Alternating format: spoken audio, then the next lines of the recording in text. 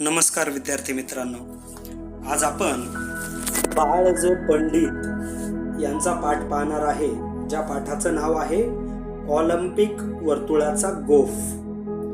तर बाळ ज पंडित यांचा परिचय बघूयात. बाळ ज पंडित या लेखकांचा जन्म 1929 साली झाला आणि त्यांचा मृत्यू 2015 साली झाला. ते प्रसिद्ध लेखक होते, क्रिकेट सामन्यांचे समालोचक होते. पहिले शतक, कुमारांचे खेळ, क्रिकेटमधील नवलकथा इत्यादी पुस्तके प्रसिद्ध आहेत. ऑलिम्पिक सामन्यांची सुरुवात का व कशी झाली, हे सामने भरवण्यामागील उद्दिष्टे कोणती, ऑलिम्पिक वर्तुळाचा अर्थ काय, या सर्वांचा आढावा प्रस्तुत पाठातून लेखकांनी घेतलेला आहे. प्रस्तुत पाठातून जागतिक ऑलिम्पिक क्रीडा स्पर्धांविषयीची माहिती दिली आहे. बघा, बाळ ज पंडित यांनी आपल्याला फार सुंदर पद्धतीनं ज्या दर 4 वर्षातून 3 वर्षातून ज्या ऑलिम्पिक स्पर्धा भरतात, प्रत्येक देशामध्ये एक देश झाला की दुसरा देश, मग तिसरा देश, असं प्रत्येक 4 वर्षानंतर एक ऑलिम्पिक स्पर्धा भरते आणि ह्या स्पर्धेमध्ये अनेक खेळांचा समावेश असतो.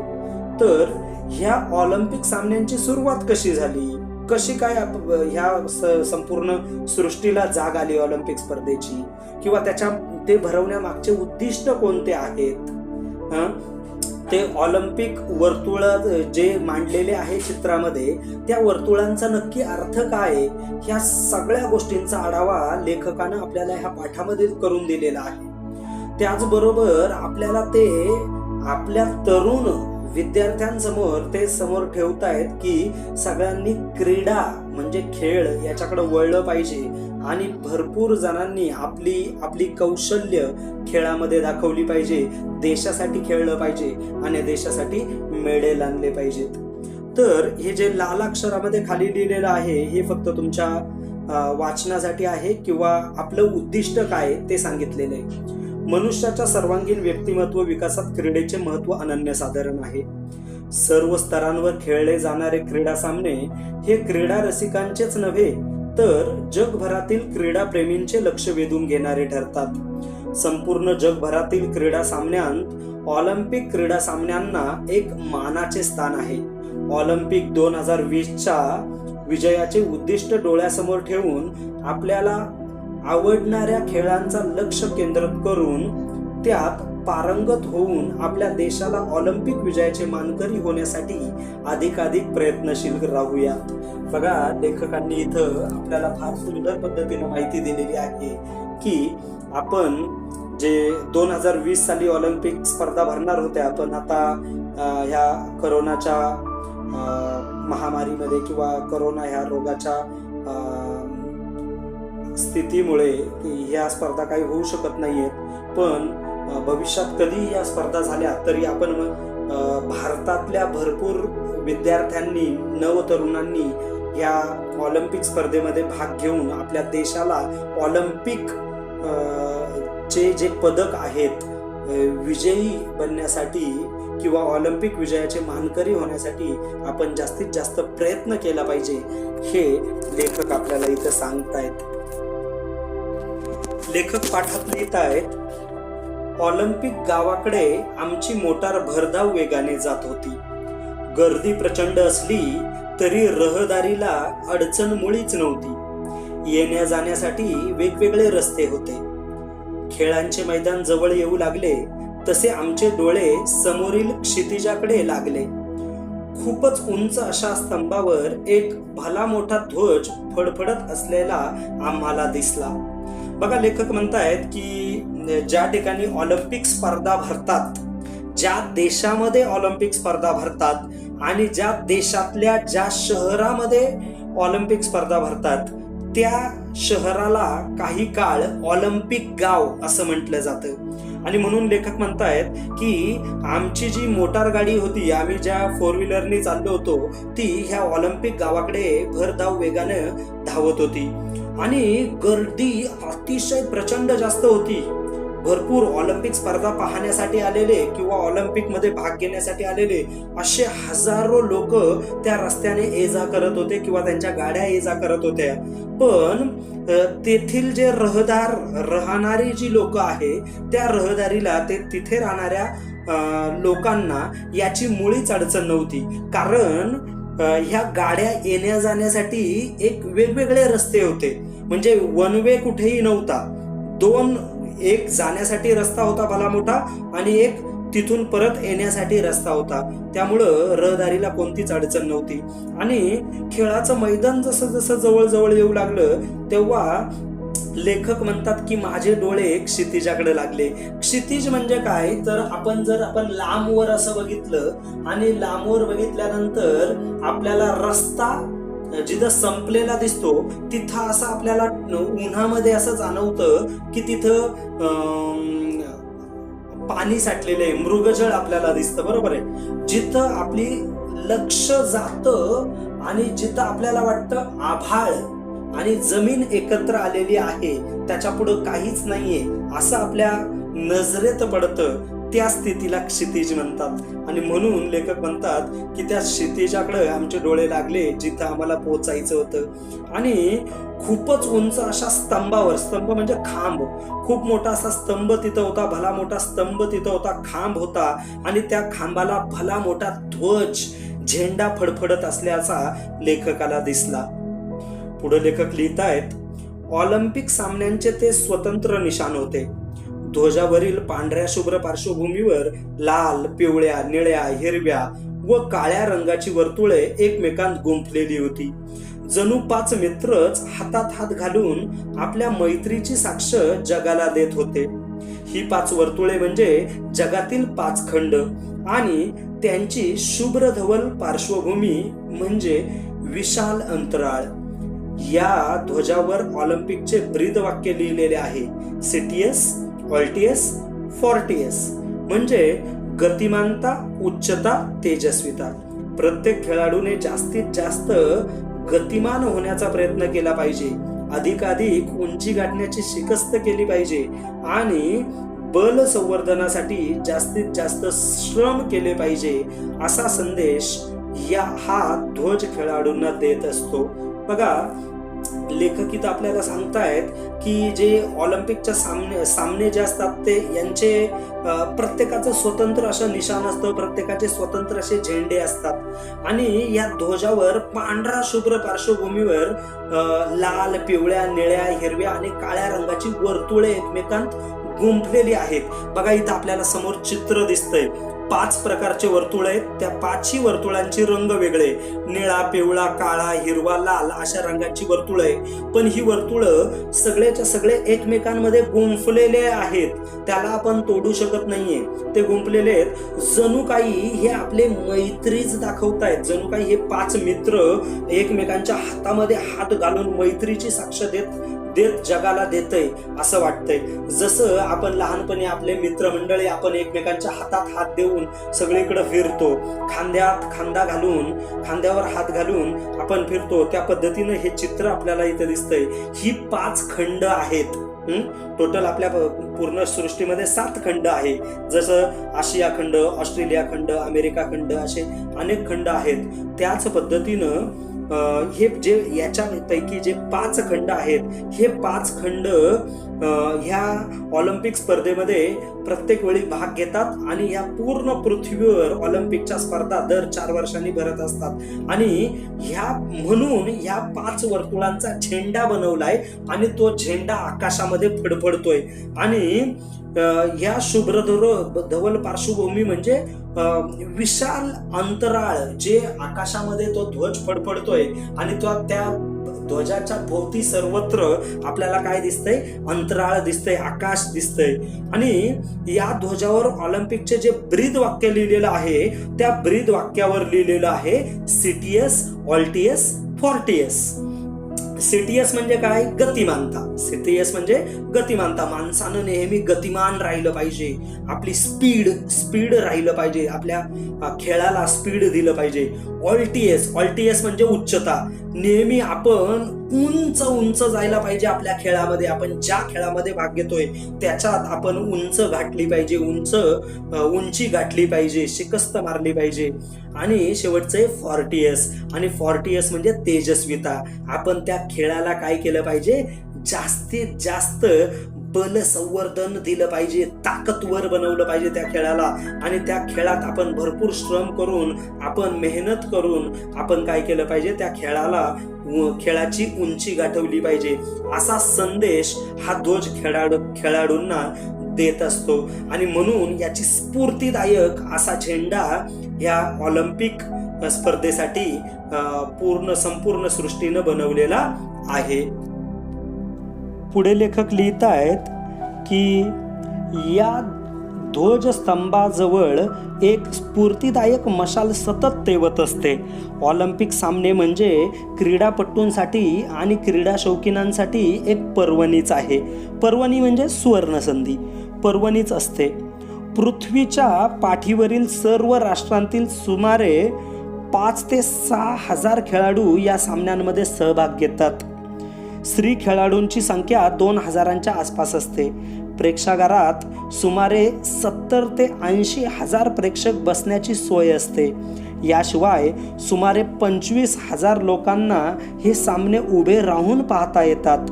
पोहण्याच्या शर्यतीसाठी 4-5 तलावही बांधलेले असतात. बघा, आता जे ऑलिम्पिकचं जे मैदान आहे, ह्या मैदानासाठी भरपूर प्रयत्न केलेले आहेत. तत्पूर्वी जेव्हा आपण त्या ऑलिम्पिकच्या ग्राउंडवर पोहोचतो त्याच्या आधी आपल्याला त्या ग्राउंडच्या बाजूला ध्वजस्तंभाजवळ, हा जो ध्वजस्तंभ आहे जिथं झेंडा लावलेला आहे ऑलिम्पिकचा, इथं चित्रामध्ये वर दिसतोय पेज नंबर 20वर, तर त्याच्या बाजूलाच एक भली मोठी मशाल जळत असते. आणि ती स्फूर्तिदायक मशाल तिला म्हटलेलं आहे. ती नेहमी तेवत असते. तेवत म्हणजे पेटत असते. तिला बंद होऊन देत नाही, तिला सतत पेटत ठेवतात. कारण का, तर लोकांना त्याच्यातून स्फूर्ती मिळेल, खेळाडूंना त्याच्यातून स्फूर्ती मिळेल म्हणून ही जी मशाल आहे ती नेहमी तिथं तेवत असते. ऑलिम्पिक सामने म्हणजे ऑलिम्पिक स्पर्धा आपण भरवतो ते खऱ्या अर्थानं जे क्रीडापटू आहे, क्रीडापटू म्हणजे खेळाडू, आणि क्रीडा शौकीन म्हणजे खेळ रसिक, जे खेळ पाहण्यासाठी उत्सुक असतात, ह्या लोकांसाठी ही पर्वणीची सुवर्ण संधी आहे. कारण दर 4 वर्षानंतर प्रत्येक देशातून महान खेळाडू येतात आणि आपला खेळ दाखवतात. आणि म्हणून भरपूर लोकांना तो पाहण्यात आनंद मिळतो. आणि जे खेळाडू खूप इच्छुक आहेत त्यांना आपला खेळ दाखवण्याची संधी मिळते. आणि म्हणून पृथ्वीच्या पाठीवर सर्व राष्ट्रातील सुमारे 5 ते 6 हजार खेळाडू या सामन्यांमध्ये भाग घेतात. बरे, या 5-6 हजार खेळाडूंमध्ये सुमारे 2000 खेळाडू स्त्री खेळाडू असतात. स्त्रियांचा एक वेगळा ग्रुप असतो. स्त्रियांच्या स्पर्धा वेगळ्या असतात, पुरुषांच्या स्पर्धा वेगळ्या असतात. पण 5-6 हजार खेळाडू जे सहभागी होतात याच्यातले 2000 फक्त स्त्रियाच असतात. बरं, हे जे प्रेक्षागार आहे ते प्रेक्षागारात, प्रत्येक खेळाच्या प्रेक्षागारामध्ये सुमारे 70 ते 80 हजार प्रेक्षक बसू शकतात, ऑडियन्स बसू शकतात, अशी सोय करून ठेवलेली आहे तिथं. याशिवाय बरं, फक्त बसून पाहणं नाही तर 25,000 लोक ती उभं राहून सुद्धा बघू शकतात. म्हणजे हे 70-80 हजार प्रेक्षक बसून आणि त्याचबरोबर 25,000 लोक तो सामना उभं राहून पाहू शकतो. जसं आपण IPL बघतो, करोडो लोक बसलेले असतात IPL बघायला आणि कितीतरी लोक उभं राहून तो सामना बघतात. त्या पद्धतीनं इथं सोय केलेली आहे. बरं, जे पोहण्यांची सामना आहे, या पोहण्याच्या सामन्याला इथं 4-5 तलाव बांधून ठेवलेले आहेत, जेणेकरून या तलावामध्ये लोक पोहू शकतात. लेखक पुढे लिहित आहेत, खेळाचे विशाल मैदान, त्या भोवतालचे प्रचंड प्रेक्षागार, रहदारीसाठी मुद्दाम बांधलेले अनेक सडका, लोहमार्ग, पुरुष व स्त्री खेळाडू यांच्या निवासासाठी बांधलेल्या असंख्य खोल्या असलेल्या इमारती, वसतिगृहे, प्रेक्षकांच्या श्रम परिहारासाठी सुसज्ज अशी विशाल उपहारगृहे, असे हे एक मोठे गावच असते. याला ऑलिम्पिक विलेज असे म्हणतात. ऑलिम्पिक विलेज वसवण्याची कल्पना इसवी सन 1956 मध्ये मेलबॉर्न येथे मांडण्यात आली. पहिले ऑलिम्पिक विलेज इथलेच. बघा लेखक काय म्हणतायत की हे खेळाचं जे विशाल मैदान आहे, अतिशय मोठं मैदान, प्रत्येक खेळासाठी एक प्रचंड मोठं मैदान, म्हणजे भरपूर सुमारे जास्तीत जास्त खेळ याच्यामध्ये सहभागी होत असल्यामुळं भरपूर खेळांचे मैदानं आहेत, प्रत्येक खेळाचे वेगवेगळे मैदान आहेत आणि त्याचबरोबर त्या भोवताली प्रचंड प्रेक्षागार आहे जिथं लोक बसू शकतात. रहदारीसाठी तिथं सडका म्हणजे रस्ते बनवलेले आहेत, लोहमार्ग आहेत, जेणेकरून तिथं प्रवास लोकांना त्या विलेजपर्यंत पोहोचण्यासाठी रेल्वेची सुद्धा सोयी सुविधा केलेल्या आहे त्या गावाजवळ जाण्यासाठी. आणि पुरुष व स्त्री खेळाडू जे आहेत, जे बाहेरून देशातून येत आहेत, या बाहेरून देशातून येणाऱ्या खेळाडूंसाठी इथं त्यांनी काय बनवून ठेवलेले आहे, निवासस्थानं बनवून ठेवलेले आहेत, बोर्डिंग बनवून ठेवले आहेत, लॉज बांधून ठेवलेले आहेत, जेणेकरून हे स्त्री खेळाडू पुरुष खेळाडू त्यांच्या खोल्यांमध्ये राहू शकतात. इमारती बांधल्यात, वसतिगृहे बांधलेली आहेत, त्याबरोबर त्यांच्यासाठी व्यायामशाळा बांधलेल्या आहेत, त्यांच्यासाठी गिफ्ट घेण्यासाठी विविध वस्तूंसाठी असं मोठे मोठे दुकानं तिथं आहेत. आणि जर बघायला गेलं तर हे फार मोठं एक गावच आहे असं वाटतं, म्हणून ह्या गावाला ऑलिम्पिक विलेज असं म्हणतात. आणि बरं, ऑलिम्पिक विलेज जे बसवण्याची जी कल्पना कधी आली तर इसवी सन 1956 मेलबर्न येथे ही संकल्पना मांडण्यात आली की आपण ऑलिम्पिक विलेज तयार केलं पाहिजे. मग जे पहिलं ऑलिम्पिक विलेज जिथं झालं, पहिलं जिथं स्पर्धा भरण्यात आल्या हे मेलबर्नमध्येच, पण कुठं, कधी, 1956 साली मेलबर्न इथं काय झालेलं आहे, ऑलिम्पिक विलेज, पहिलं विलेज स्थापन करण्यात आलेलं आहे. पुढे लेखक लिहित आहेत, ऑलिम्पिक सामने दर 4 वर्षांनी होतात. हे सामने 5 दिवस चालतात. इसवी सन पूर्व 776 हे सामने झाल्याची पहिली नोंद ग्रीस देशाच्या इतिहासात सापडते. त्यावेळी स्पर्धेत यशस्वी होणाऱ्या खेळाडूंचा ऑलिव्ह वृक्षाच्या फांदीची माळ घालून गौरव करण्यात येत असे. ग्रीस देशातील अनेक शहरे परस्परांतील भेदभाव विसरून या यशस्वी स्पर्धकांचे प्रचंड स्वागत करत. या सामन्यातील खेळाडूंना राष्ट्रीय सण समारंभांच्या वेळी मानाचे स्थान मिळत असे. पुढे ग्रीक सत्तेचा ऱ्हास झाला आणि त्याबरोबर इसवी सन पूर्व 394 हे सामने बंद पडले. बघा, लेखक म्हणतात की हे जे ऑलिम्पिक सामने हे दर 4 वर्षांनी होतात. मग ते विविध देशांमध्ये होतात, कधी ह्या देशामध्ये, कधी त्या देशामध्ये, असं अनेक देशांमध्ये दर 4 वर्षांनी ऑलिम्पिक स्पर्धा भरली जाते.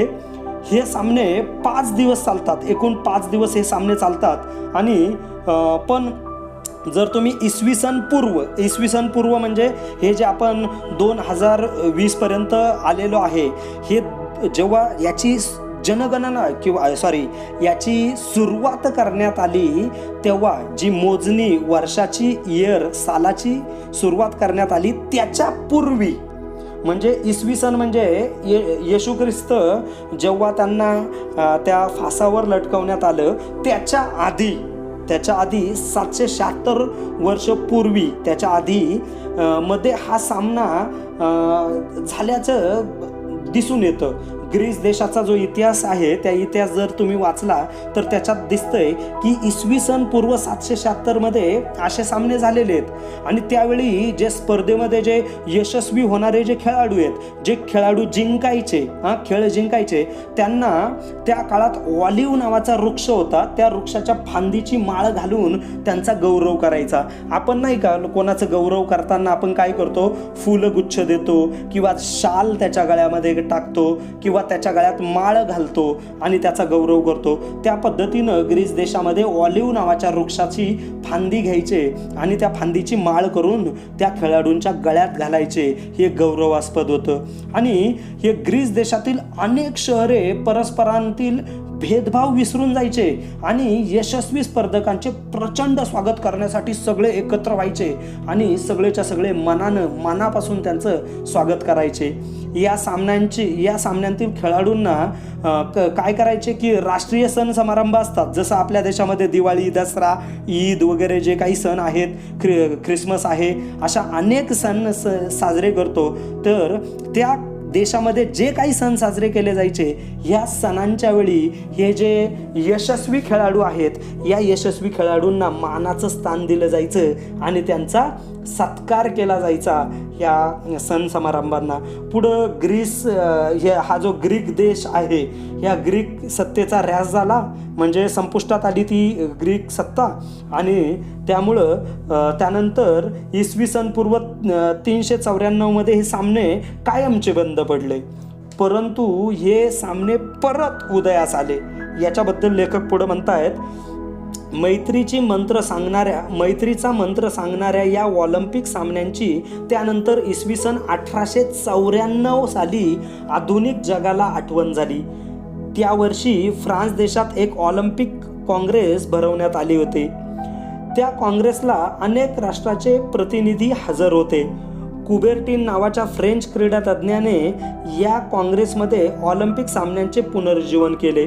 शरीर संपदा वाढवण्यासाठी, बल संवर्धन करण्यासाठी आणि प्रामुख्याने देशादेशातील मैत्री वाढवून त्यांच्यात मित्रत्वाची स्पर्धा व्हावी यासाठी प्राचीन ऑलिम्पिक सामन्यांप्रमाणेच यापुढे आंतरराष्ट्रीय क्रीडा स्पर्धा भरवाव्यात असे ठरले.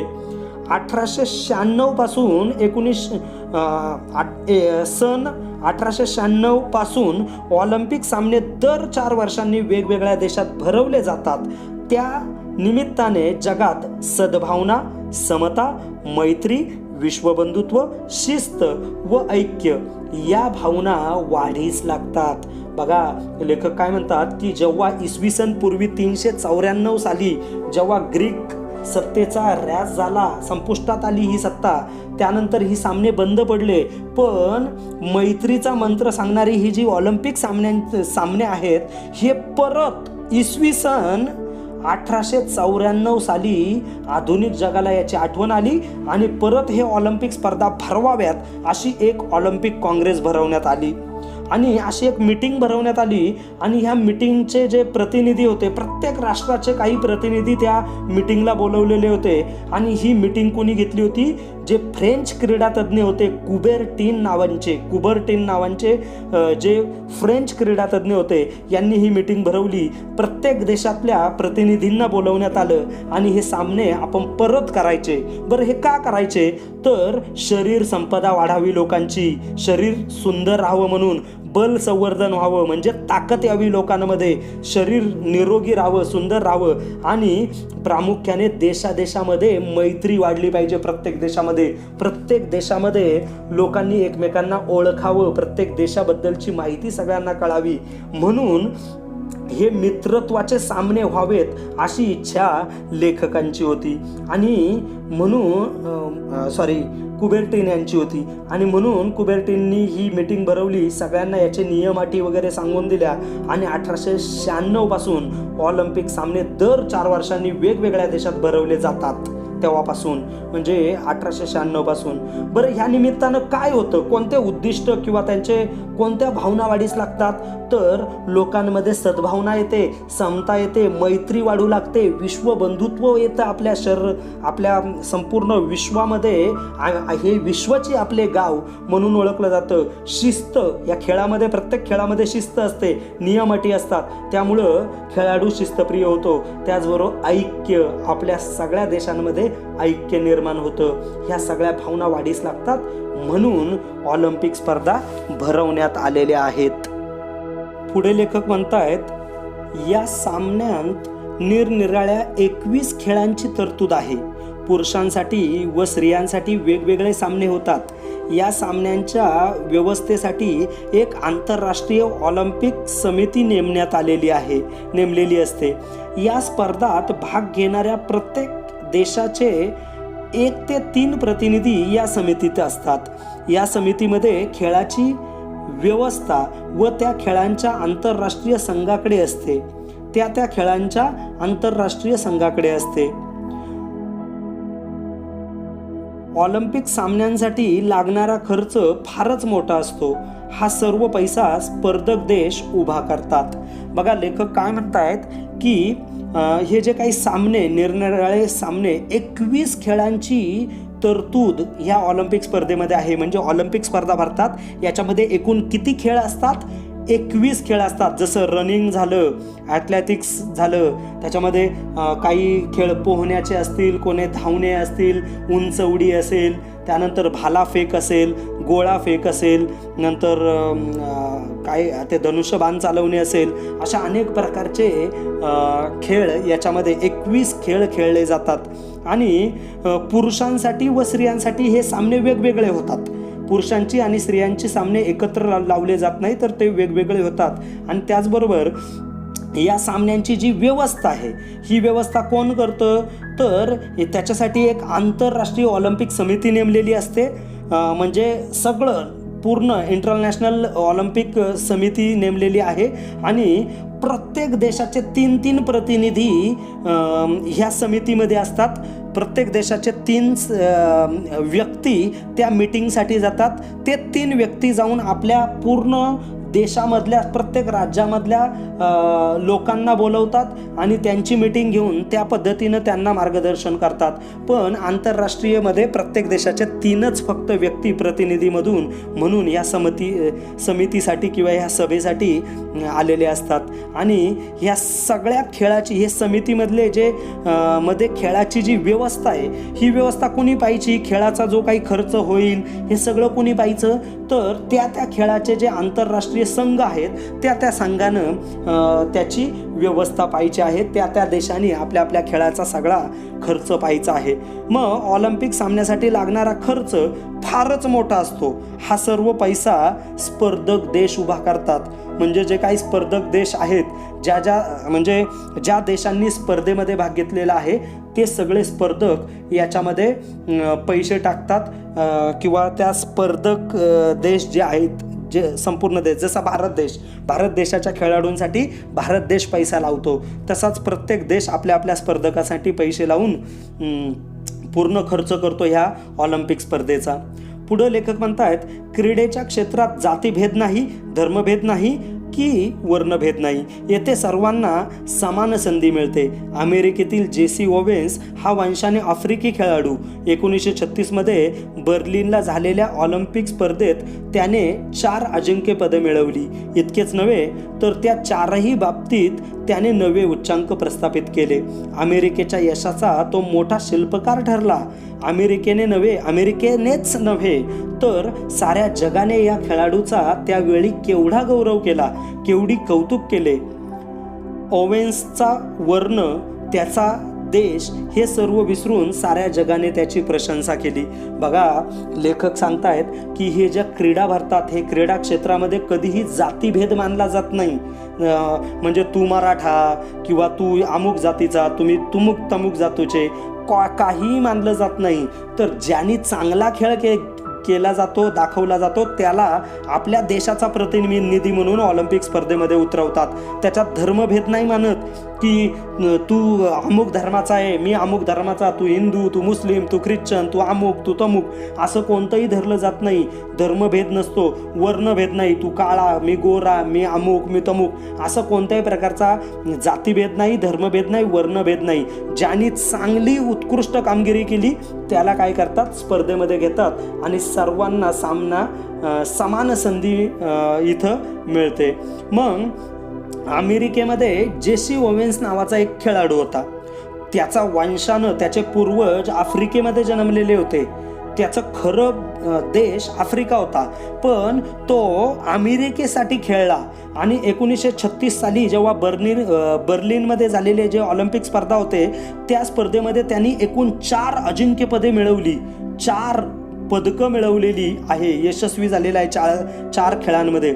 आणि इतकंच नव्हे तर त्या 4ही बाबतीत त्याने नवे उच्चांक प्रस्थापित केले. म्हणजे एक नवीन रेकॉर्ड प्रस्थापित केलेला आहे त्या खेळामध्ये. मग अमेरिकेच्या यशासाठी तो फार मोठा शिल्पकार ठरला ॲक्च्युली बघायला गेलं तर.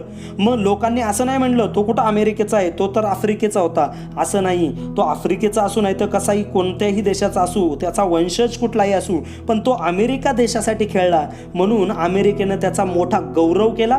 त्याचबरोबर अमेरिका देशाचं आणि त्या खेळाडूचा मोठा गौरव झाला, कौतुक करण्यात आलं. हा ओवेन्स खऱ्या अर्थानं त्याचा वर्ण, त्याचा देश हे सगळं विसरून साऱ्या जगानं ह्या जेसी ओवेन्सचं काय केलं, जेसी ओवेन्सचं कौतुक केलं, प्रशंसा केलेली आहे. पुढे लेखक लिहित आहेत, एमिल झेटोपेक हा झेकोस्लोवाकियाचा खेळाडू. 1952 साली त्याने हेलसिंकी मैदाने गाजवली. तेथे त्याने 5000 मीटर धावणे व मॅरेथॉन या लांब पल्ल्याच्या शर्यतीत नवीन विक्रम केले व नवा इतिहास घडविला. जगातील एक मानवी रेल्वे इंजिन अशी झेटोपेकने ख्याती मिळवली. यामुळे जगातील सर्व लोकांना झेटोपेकबद्दल तर अभिमान वाटलाच, पण त्याबरोबर झेकोस्लोवाकिया देशाबद्दलही त्यांच्या मनात आदर निर्माण झाला. बघा, लेखक म्हणतायत की एमिल झेटोपेक नावाचा एक खेळाडू होता. बरं, हा कोणत्या देशाचा होता? तर झेकोस्लोवाकिया नावाच्या देशाचा होता आणि तो त्या देशाला इंडिकेट करत होता. मग 1952 साली जे ऑलिम्पिक स्पर्धा भरवण्यात आल्या तेव्हा हेलसिंकीचं मैदान ह्या एमिल झेटोपेकनी गाजवलं. कारण त्या धावण्याची जी स्पर्धा होती 5000 मीटर धावणं आणि मॅरेथॉन असे जे लांब पल्ल्याच्या शर्यती होत्या, ह्या शर्यतीमध्ये त्यांनी नवीन विक्रम केले म्हणजे नवीन रेकॉर्ड प्रस्थापित केले. नवा इतिहास त्यांनी घडवला. बघा, आपल्याला आपल्या शाळेच्या स्पर्धेमध्ये 100 मीटर धावलं तरी आपण कितीतरी दमतो, आपण मोठा श्वासोश्वास आपला चालू होतो, आपण परत पळावं नाही असं आपल्याला वाटतं. पण हा एमिल झेटोपेक हा 5000 मीटर धावणे, त्याचबरोबर मॅरेथॉन कितीतरी किलोमीटर असते, ह्या सगळं धावण्यामध्ये त्यांनी नवीन विक्रम तयार केला. आपल्या देशासाठी एक नवीन इतिहास घडवला आणि जगातील एक मानवी रेल्वे इंजिन अशी त्या झेटोपेकने ख्याती मिळवली. त्याला उपाधी देण्यात आली, एमिल झेटोपेकला एक उपाधी देण्यात आली, मानवी रेल्वे इंजिन. जसं आपला मिल्खा सिंग, आपल्या देशाचा मिल्खा सिंग यांनी रनिंगमध्ये भरपूर कमाई केली. त्यामुळं त्याला आपल्या देशानं फ्लाइंग जट असं म्हटलं गेलं. त्याला द फ्लाइंग जट अशी उपाधी देण्यात आली. त्याच पद्धतीनं एमिल झेटोपेकला काही मानवी रेल्वे इंजिन अशी त्याची ख्याती त्यांनी मिळवली. यामुळं जगातील सर्व लोकांनी ह्या झेटोपेकबद्दल लोकांना अभिमान वाटला, त्यांना खूप कौतुक वाटलं त्या खेळाडूचं. त्याचबरोबर झेकोस्लोवाकिया नावाच्या देशाबद्दलही त्यांना खूप आदर निर्माण झाला. बघा, झेकोस्लोवाकिया या देशाचं नाव तुम्ही कितीतरी जण पहिल्यांदाच ऐकत असेल. तर त्या देशाचं नाव उंचवायचं काम कोणी केलंय? एमिल झेटोपेक यांनी केलेलं आहे. पुढे लेखक म्हणतायत, आफ्रिकेतील इथिओपियाचा अबेबे बिकिला या खेळाडूने तर अनवाणी पायाने मॅरेथॉन लांब पल्ल्याची शर्यत जिंकली. एवढे मोठे अंतर त्याने 2 तास 15 मिनिटात काढले. फनी बँकस या स्त्री खेळाडूने तर 1948 साली ऑलिम्पिकचे मैदान दणाणून सोडले. 100 व 200 मीटरच्या शर्यतीत प्रथम क्रमांक मिळवला. भारताने हॉकीच्या स्पर्धेत अनेक वर्ष अजिंक्यपद टिकवले. सुप्रसिद्ध भारतीय हॉकी खेळाडू ध्यानचंद याचे नाव कित्येक वर्ष जगात सर्वांच्या जिभेवर नाचत होते. ऑलिम्पिकच्या मैदानावर खेळाडू खेळत असतात तेव्हा खेळाडूंना पराक्रमाचा व प्रयत्नवादाचा संदेश देणारा ध्वज डौलाने फडकत असतो. त्या ध्वजावरील 5 खंडांची 5 वर्तुळे समतेचा व विश्वबंधुत्वाचा संदेश जगाला देत असतात. तर त्याच्या शेजारील शूद्र विचारांचा अंधकार घालवणारी ज्योत तेवत असते. बघा, इथं लेखक आपल्याला सांगतायत की आफ्रिकेतील इथिओपियाचा जो अबेबे बिकिला नावाचा जो खेळाडू होता. बघा, आफ्रिका जो देश आहे या देशामध्ये इथिओपिया नावाचं जे शहर आहे, इथला अबेबे बिकिला नावाचा एक खेळाडू होता. या खेळाडूनं अनवाणी पायानं मॅरेथॉन लांबची जो पल्ल्याची जी शर्यत असती ती जिंकलेली आहे. अनवाणी पायानी म्हणजे त्यांनी पायामध्ये कोणत्याही प्रकारची चप्पल बूट वगैरे न घालता नागड्या पायानं त्यांनी मॅरेथॉनच्या लांब पल्ल्याची शर्यत त्यांनी जिंकलेली आहे. आणि बरं एवढं अंतर त्यांनी किती वेळात त्यांनी काढलं, तर एवढं मोठं अंतर त्यांनी 2 तास 15 मिनिटात त्यांनी काढलेलं आहे. सतत 2 तास 15 मिनिटं तो धावत होता आणि त्यांनी जी ही मॅरेथॉन होतं हे त्यांनी जिंकून दाखवलेलं आहे. त्याचबरोबर फॅनी बॅकस नावाची ही जी स्त्री खेळाडू आहे, या खेळाडूनं 1948 साली ऑलिम्पिक जे मैदान होतं, ऑलिम्पिकचं जे मैदान होतं ते दणानून सोडलं होतं. तिनं 100 मीटर व 200 मीटर ही जी शर्यत होती तिनं प्रथम क्रमांकानं मिळवलेली आहे. बरं, भारतानं हॉकी ह्या स्पर्धेमध्ये भरपूर वर्ष अजिंक्यपद पटकावलं. भरपूर वर्ष हॉकी स्पर्धेमध्ये भारतानं पहिला नंबर मिळवला. कारण भारताच्या जे खेळाडू होता त्या खेळाडूचं नाव काय होतं, तर ध्यानचंद. या ध्यानचंदबद्दल असं सांगितलं जातं की त्याच्या स्टिकला लोक चेक करून पाठवायचे काय ग्लू तर नाही लागलेला आहे याला, कारण तो बॉल तो जो चेंडू होता तो चेंडू त्याच्या स्टिकपासून दूर जातच नव्हता. आणि इतका सुंदर तो खेळायचा की त्यांनी कित्येक वर्ष भारताला ऑलिम्पिक स्पर्धेमध्ये पहिला नंबर मिळवून दिला. प्रत्येक खेळामध्ये पहिला नंबर मिळवून दिला आणि त्याचं नाव कित्येक वर्ष लोकांच्या जिभेवर नाचत असतं. म्हणून ही ऑलिम्पिकचं जे मैदान आहे, या मैदानावर नेहमी खेळाडू खेळत असतात, कसरत करत असतात, आपण यशस्वी व्हावे याच्यासाठी प्रयत्न करत असतात.